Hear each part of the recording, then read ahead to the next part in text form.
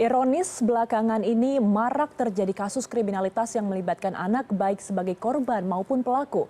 Hal ini tentu memicu kekhawatiran di tengah masyarakat, terutama di kalangan orang tua. Dan untuk membahas fenomena ini, kita akan membahasnya lebih dalam bersama Hanifah Hasna, kriminolog anak, dan Nahar, Deputi Bidang Perlindungan Khusus Anak Kementerian P3A. Selamat malam Mbak Hanifah, Pak Nahar, terima kasih atas waktunya. Selamat malam, Mbak Ayu. Oke, saya ingin ke Mbak Hanifah terlebih dahulu. Mbak Hanifah, ini kan kita belakangan melihat situasi yang sangat pilu dan juga memprihatinkan. Kekerasan pada anak, baik itu fisik maupun seksual, terjadi di berbagai daerah dalam waktu yang berdekatan. Kalau dari kacamata kriminolog, mengapa Mbak hal ini kian marak terjadi? Ya, baik Mbak Ayu, sepertinya kita sedang mengalami tsunami moral. Anak-anak sudah tidak punya moral, tidak punya nilai.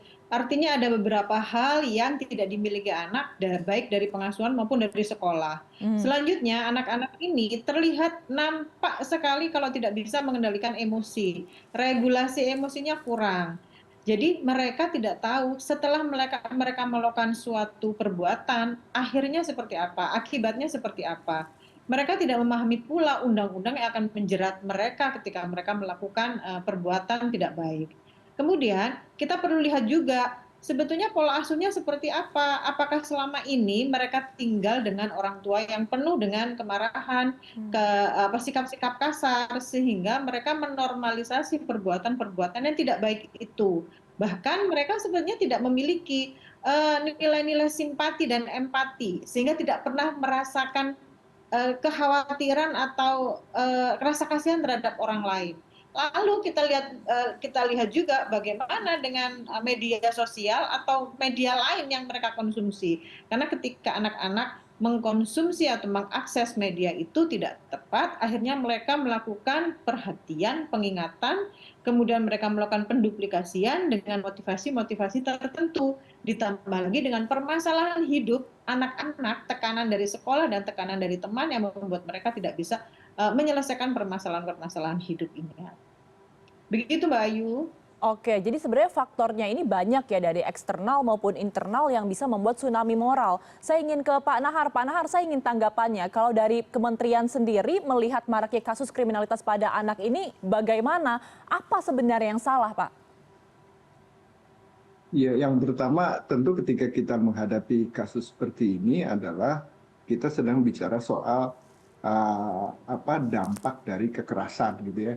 Kekerasan itu sendiri bisa dipicu karena tadi sebetulnya Bu Hanifah sudah menjelaskan gitu ya bahwa sesungguhnya bahwa anak itu kan harus atau punya hak untuk diasuh oleh orang tuanya sendiri. Cuman bagaimana cara mengasuhnya?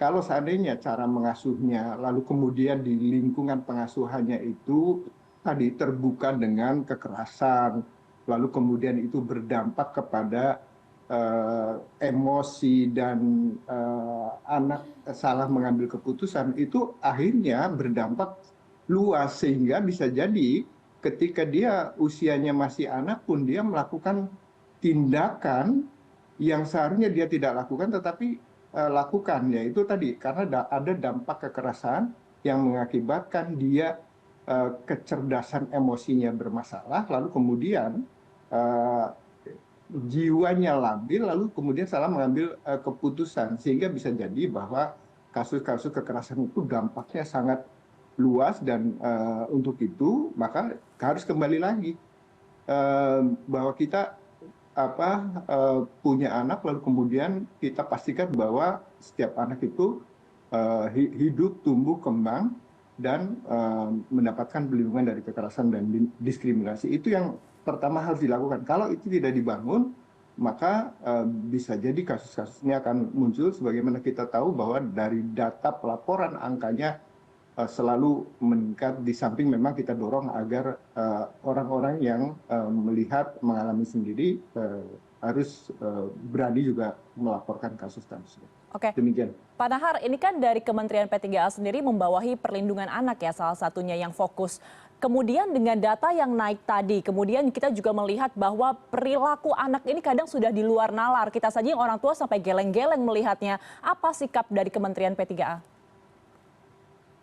Iya, tentu kita punya dua pola gitu ya, dua pola untuk melakukan upaya. Yang pertama adalah memastikan bahwa pemenuhan hak anak itu bisa dilakukan dengan baik gitu ya. Jadi hak untuk hidup, tumbuh, kembang, mendapatkan perlindungan itu harus didorong sehingga tadi ya kebijakan dan program yang dibuat itu mendorong sampai ke tingkat wilayah. Makanya kita kenal dengan kebijakan kabupaten kota layak anak itu agar semua aspek pemenuhan hak anak itu bisa dilakukan, tetapi tidak boleh lupa bahwa tadi tidak semua misalnya yang dilakukan itu mulus-mulus saja. Misalnya karena faktor lain misalnya ya, pengaruh teman sebaya, pengaruh lingkungan yang tidak baik, lalu kemudian pengaruh perkembangan teknologi, penyalahgunaan misalnya IT ya, pornografi masuk, lalu kemudian anak terlibat narkoba dan lain-lain.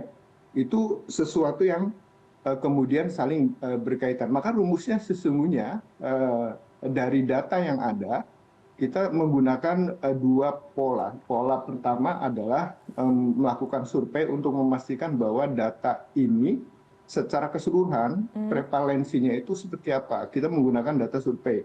Dari data survei itu sesungguhnya 3 tahun dari 2018 ke 2021 itu mengalami penurunan. Hanya memang ada program yang kita dorong agar semua orang berani untuk melapor. Lalu kemudian saluran pengaduannya dibuat sedemikian rupa sehingga orang gampang melapor, dan ini berdampak kepada peningkatan angka jumlah pengaduan yang semakin meningkat baik ke kami maupun di beberapa lembaga yang menyediakan layanan pengaduan. Baik, saya ingin kembali ke Mbak Hanifah. Mbak Hanifah kan tadi sempat disebut kuncinya salah satunya adalah pola asuh ya, kemudian juga lingkungan sangat berpengaruh. Apa sebenarnya yang bisa dilakukan dari dua sisi, orang tua dan juga pemerintah, untuk kemudian bisa mengantisipasi kasus serupa? Bagaimana cara mengontrol hal ini? Oke, baik. Sebetulnya orang tua itu menjadi kontrol sosial primer untuk terbentuknya anak-anak, perkembangan anak-anak. Karena sebelum masyarakat mengontrol, kontrol pertama itu adalah di orang tua. Ketika orang tua mampu memberikan nilai-nilai, norma, aturan, anak-anak pasti akan mentaati itu, gitu ya.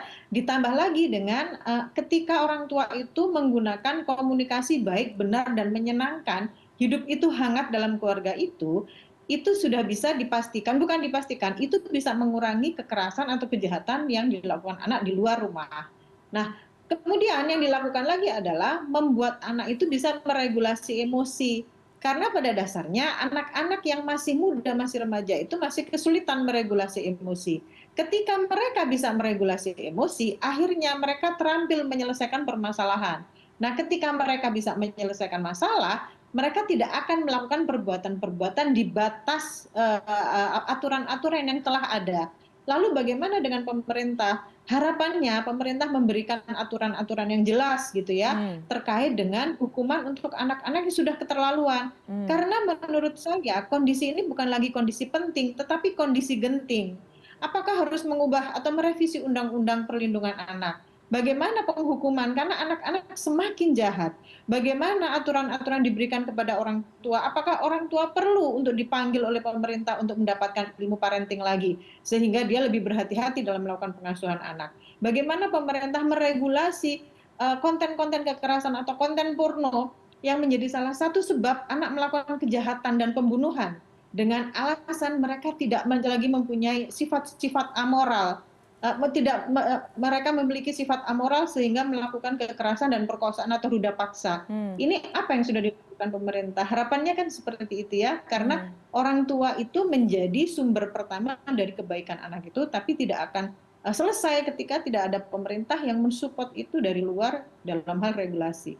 Oke, baik. Saya ingin kembali ke Pak Nahar. Pak Nahar, seperti kata Anda tadi, sekarang kasus yang meningkat, kemudian tadi kata Mbak Hanifah memang ini sudah sangat urgent gitu ya, sangat kejam begitu perilaku dari anak-anak yang melakukan tindak kekerasan.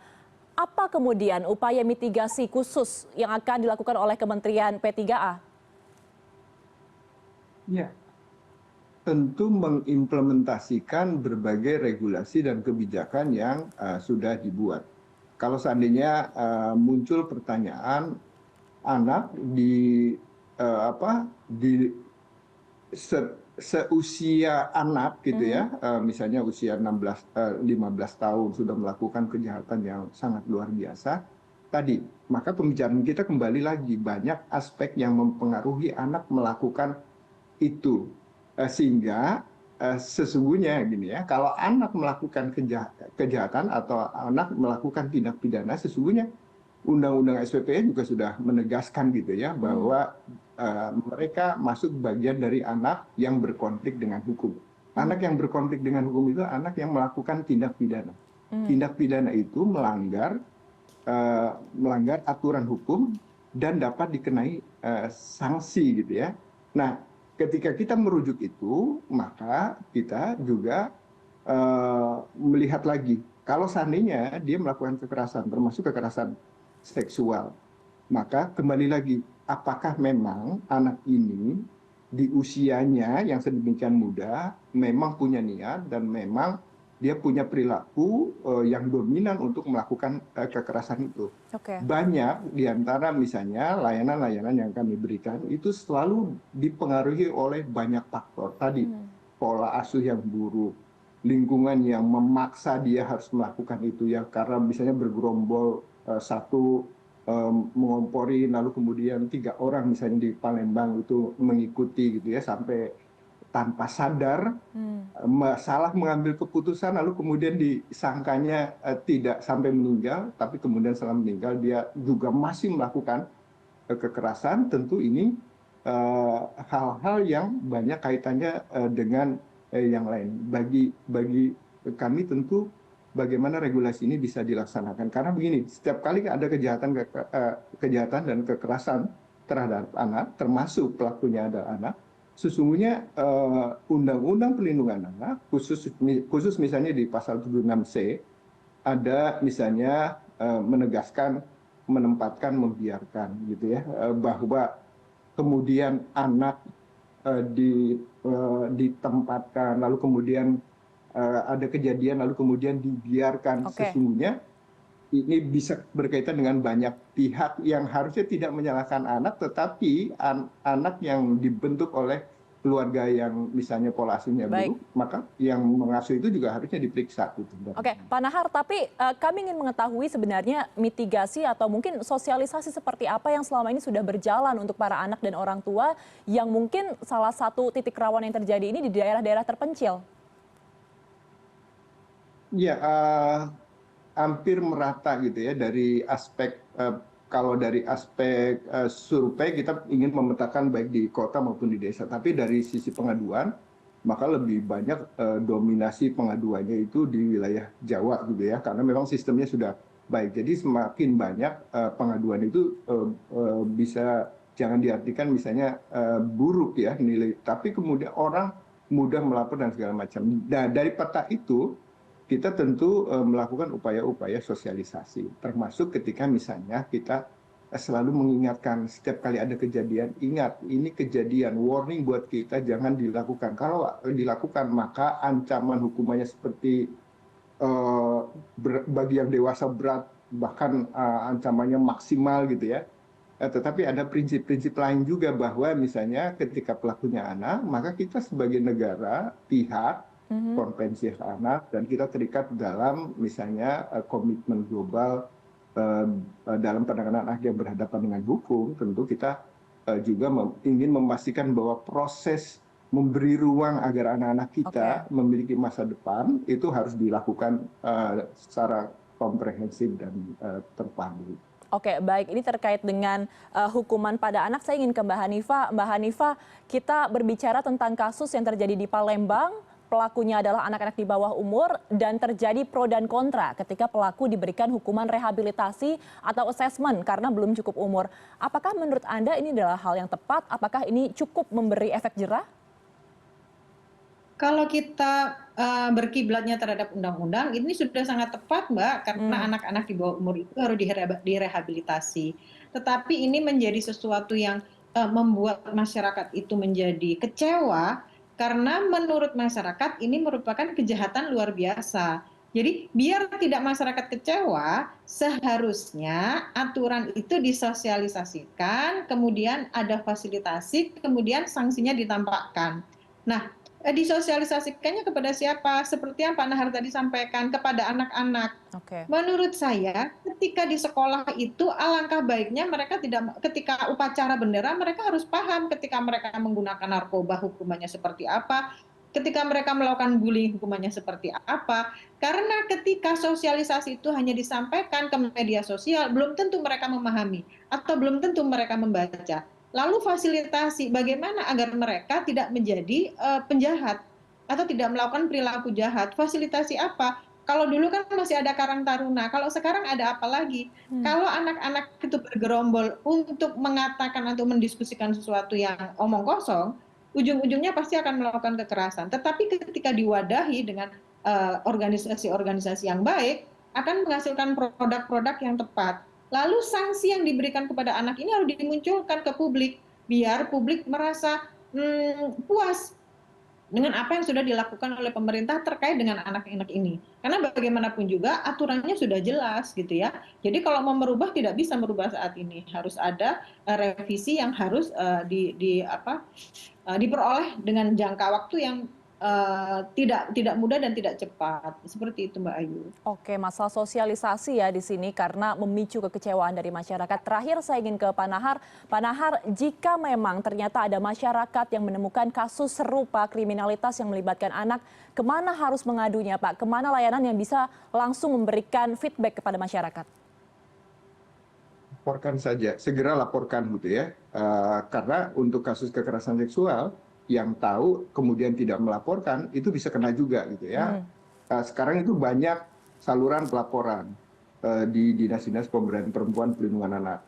Kami juga misalnya menyediakan call center 129. 129 itu bisa dipakai untuk pengaduan kekerasan baik perempuan maupun anak. Atau langsung ke kepolisian, karena misalnya kasus-kasus kekerasan itu selalu berkaitan dengan unsur pidana, sehingga ketika unsur pidananya dipenuhi, maka ini bisa diproses. Ini menjadi penting gitu ya, bahwa penegakan hukumnya harus jalan, tetapi yang tidak kalah penting juga adalah memastikan tadi kita sudah mengingatkan bahwa ini banyak kaitannya dan bermuara dari bagaimana kita mengasuh anak dengan baik di rumah.